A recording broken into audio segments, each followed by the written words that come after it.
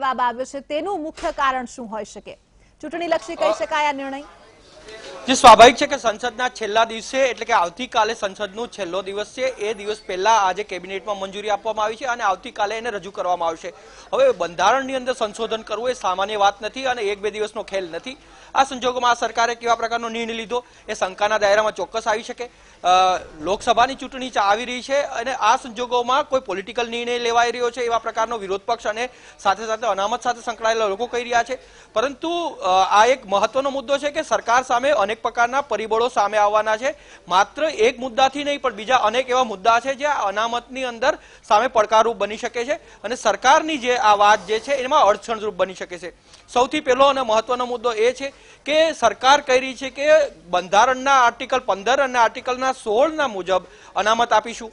તો બંધારણના જે આર્ટિકલ 15 છે એની અંદર સમાનતાની વાત કરવામાં આવી છે.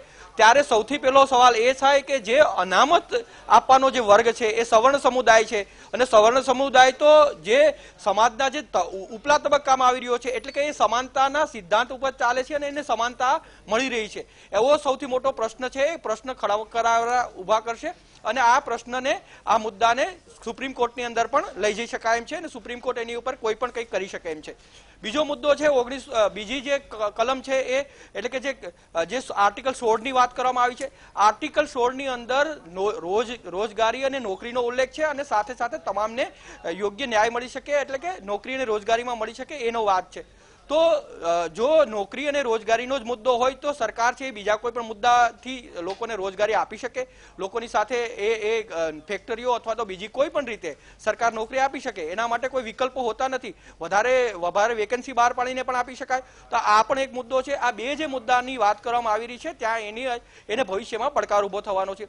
હવે સૌથી બીજો મહત્વનો મુદ્દો ઉભો થવાનો છે એ છે કે કોઈ પણ જ્યારે સંશોધનની વાત આવશે ત્યારે આર્થિક શબ્દ ઉમેરવો પડશે. આર્થિક અનામત શબ્દ ઉમેરવો પડશે. તો આર્થિક અનામત એ અનામતનો કોઈ કેટેગરીમાં નથી અને જો સંશોધન થશે ત્યારે વિપક્ષો છે એ આર્થિક અનામત શબ્દ વાપરવા દેશે કે નહીં. આર્થિક અનામતના ક્રાઇટેરિયા મુજબ જે વિપક્ષો છે હંગામો નહીં કરે અથવા તો પ્રશ્ન નહીં ખરા કરે એની કોઈ ગેરંટી નથી. કારણ કે એકવાર બંધારણમાં આર્થિક અનામત શબ્દ આવી ગયો ત્યારબાદ ઘણા બધા વિટંબણા ઊભી થવાની છે અને એ વિટંબણાથી વિપક્ષો સારી રીતે વાકેફ છે એટલે કે ત્યાં પણ સૌથી પ્રશ્ન ઉભો થવાનો છે. અને જ્યારે આર્થિક શબ્દ ઉમેરવાનો થશે, આર્થિક અનામત શબ્દ આવશે ત્યારે બંધારણની બીજી કલમો એવી છે કે જે કલમો છે એ આ મુદ્દાને ખારીજ કરશે. તો આ સંજોગોની અંદર આ મુદ્દો પણ એક સવાલ ઉભો થશે કે આર્થિકને લઈને કેવી રીતે સરકાર છે એની અંદર ઉમેરો કરશે. તો આ સૌથી મોટો એક સવાલ છે. આનાથી વિશેષ સવાલ એ છે કે જ્યારે સરકાર જે છે બંધારણની અંદર 10% અનામતની વાત કરવાની છે ત્યારે સૌથી મોટો સવાલ એ થશે, કોર્ટની અંદર પણ એ જઈ શકે કે કયા તબક્કાને જે સમાજ છે એના કયો તબક્કો એવો છે કે જેને તમે અનામત આપશો. દેશની અંદર હજી સુધી કોઈ પણ સવર્ણ સમાજની અંદર કોઈ પણ પ્રકારનો ડેટા નથી કે સવર્ણ સમાજના લોકો કેટલા છે, કેટલા સમાજની અંદર આર્થિક રીતે ઉન્નત છે કે આર્થિક રીતે નબળા છે. તો આ કોઈ ડેટા અત્યારે સરકાર પાસે ઉપલબ્ધ નથી. તો આ સંજોગોમાં અત્યારે કેવી રીતે ડેટા ઉભો થશે એ સૌથી મોટો સવાલ છે.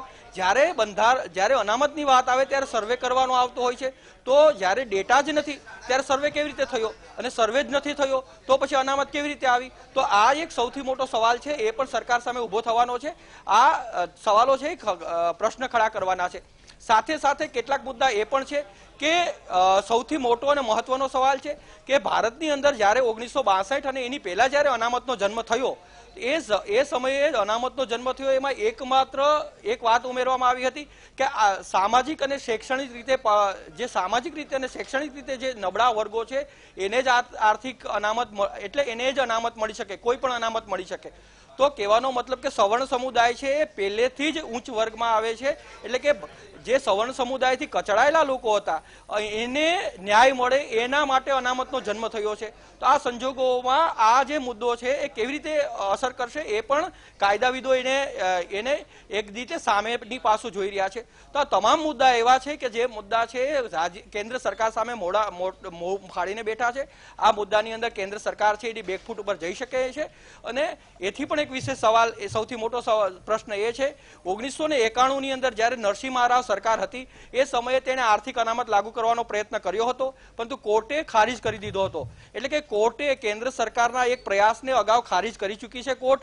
ત્યારે આ વર્તમાન સરકાર છે એને આર્થિક અનામત કેવી રીતે આપશે અને બંધારણમાં સંશોધન કરવા માટેનો જે સુપ્રીમ કોર્ટની કેટલાક જે મહત્વના મુદ્દા છે એ કેવી રીતે આમાંની અંદર આગળ વધશે, અને સાથે સાથે કેટલાક સમુદાયો પણ એવા છે કે જેનો વિરોધ પણ કરી શકે એમ છે, જેમ કે માયાવતી છે, આ ઉપરાંત ઓબીસીના જે કાર્ડ ખેલી રહ્યા છે, એ સપા છે, એ બધા જ એવી પાર્ટીઓ છે જે આ સરકાર સામે મોહ ફાડીને બેઠી છે. તો આ સંજોગોમાં આર્થિક અનામતનો મુદ્દો છે એ ખૂબ ગંભીર બનવાનો છે અને આવનારા દિવસોની અંદર આ મુદ્દે લડાઈ પણ થઈ શકે.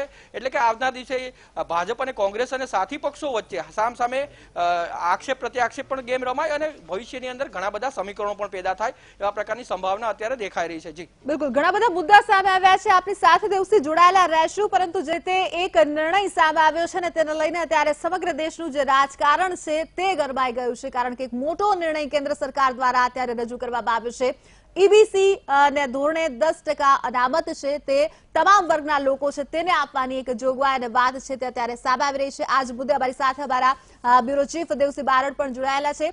દેવસી, જ્યારે પણ અનામતની વાત આવી, આંદોલનની વાત હોય કે અનામત આપવાની વાત હોય, એક દલીલ હંમેશા સામે આવતી હતી કે દરેક સમાજમાં આર્થિક રીતે પછાત લોકો છે.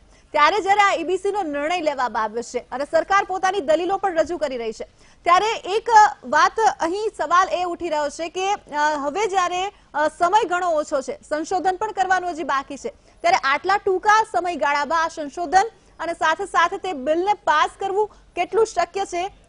શું આ શક્યતાઓ છે તે રહેલી છે કે ફક્ત ને ફક્ત આ નિર્ણય છે જે રીતે કહેવામાં આવી રહ્યો છે કે લોલીપોપ સમાન બની રહેશે?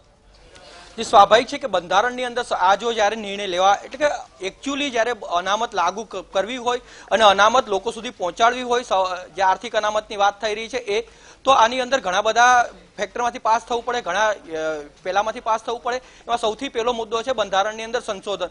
તો બંધારણની અંદર સંશોધન ઇતિહાસ સાક્ષી છે કે જ્યારે પણ બંધારણની અંદર સંશોધન થયું છે ત્યારે એની ઉપર ડિબેટો થઈ છે, લોકસભાની અંદર, રાજ્યસભાની અંદર ડિબેટો થઈ છે, એની ઉપર જે તે સમયે પોતાનો પક્ષ રાખ્યો છે અને ત્યારબાદ એ મુદ્દો સુપ્રીમ સુધી પણ પહોંચ્યો છે. જેમ કે ટ્રિપલ તલાકની વાત કરવામાં આવે તો ટ્રિપલ તલાકની અંદર જ્યારે કાયદો બન્યો છે ત્યારે એની ઉપર સંશોધન, બંધારણમાં પણ સંશોધન થયું હતું, એ વાત ઉમેરવામાં આવી હતી, કાયદો બનાવવામાં આવ્યો હતો, ત્યારે એની પાસે ડેટા પણ હતા અને સુપ્રીમ સુધી વાત પણ ગઈ હતી કે એવા સમાજ છે કે કેટલીક મહિલાઓ એવી છે કે જે આ પ્રકારની સ્થિતિમાંથી પસાર થઈ રહી છે અને એને અન્યાય થઈ રહ્યો છે અને બંધારણ મુજબ એને ન્યાય મળતો નથી, સમાનતાના સિદ્ધાંતની વિરુદ્ધ છે. તો આ મુદ્દો છે, તો ત્યારે તેને ફેક્ટર તરીકે લેવામાં આવ્યું હતું અને એક પોઝિટિવ સાઈડ લેવામાં આવી હતી. અહીંયા એ ફેક્ટર નથી, હજી સુધી સરકારે કોઈ સંશોધન કર્યું નથી. એટલે કે જ્યારે પણ સંશોધન કર્યા વગર બંધારણમાં કેવી રીતે સુધારો થઈ શકે એ સૌથી મહત્વની વાત છે. બંધારણ એ ગીતા કહેવાય છે, ભારતની ગીતા છે. બંધારણની ચોપડીને મુજબ જ આ દેશ ચાલે છે, એટલે કે બંધારણના પુસ્તક આધારિત આ દેશ ચાલે છે. જો બંધારણને સંશોધન કરવું હોય તો એ સામાન્ય વાત હોતી નથી. કોઈ એક વ્યક્તિ ધારે તો પોતાની વાત મૂકી શકે એવું હોતું નથી. એની ઉપર કમિટી પણ હોય છે, સાથે સાથે લોકસભાની અંદર પણ પ્રસ્તાવ રજૂ થતા હોય છે અને દરેક પક્ષ પોતાનો વાત મૂકતું હોય છે. અને બંધારણમાં સામાન્ય સંજોગોની અંદર જો કોઈ અસામાન્ય સંજોગોની અંદર બંધારણમાં સંશોધન કરવાની વાત આવતી હોય ત્યારે સુપ્રીમ કોર્ટમાં પણ તેને પડકારી શકાય છે, કારણ કે સુપ્રીમ કોર્ટ પણ એક પ્રકારની ઓથોરિટી જ છે. આપણા દેશની અંદર સુપ્રીમ કોર્ટ અને સાથે સાથે લોકસભા એટલે સંસદને બંનેને એક સમાનતા આપવામાં આવી છે. ત્યારે જ્યારે સંસદ છે એ સર્વોપરી એવા પ્રકારની કોઈ ભૂલો કરતી હોય ત્યારે સુપ્રીમ કોર્ટ એને ગાઈડ કરી શકે અથવા સુપ્રીમ કોર્ટ એને ટકોર પણ કરી શકતી હોય છે. જ્યારે સુપ્રીમ કોર્ટ કોઈ એક પ્રકારની વાત કરતી હોય અથવા તો એ પ્રકારને રસ્તે જતી હોય ત્યારે સંસદ પણ એને પોતાનું માર્ગદર્શન આપી શકે અથવા તો કોઈ ટકોર કરી શકે અથવા તો કાયદો બનાવીને તેમાં આગળ વધી શકે. તો આ બંને પેરેલલ ચાલતી વસ્તુઓ છે. ત્યારે સુપ્રીમ કોર્ટનો હસ્તક્ષેપ નહીં થાય અથવા સુપ્રીમ કોર્ટની વાત નહીં બને એ પ્રકારે કેવું અત્યારે અસ્થાને છે. જ્યારે બીજી બધી કેટલાક ભારતની અંદર એક બીજો મહત્વનો મુદ્દો છે કે ઓબીસી, એસટી અને એસસી ની રાજનીતિ પર આ દેશ ચાલતો હોય છે અને પોલિટિકલ મુદ્દો પણ એ જ હોય છે. ત્યારે જે એસસી, એસટી ને ઓબીસી ની જે રાજનીતિ કરતા પાર્ટીઓ છે એ પાર્ટીઓ આ મુદ્દાને પડકારશે કે નહીં એ સૌથી મોટો સવાલ છે. જી બિલકુલ, આભાર દેવશ્રી. સમગ્ર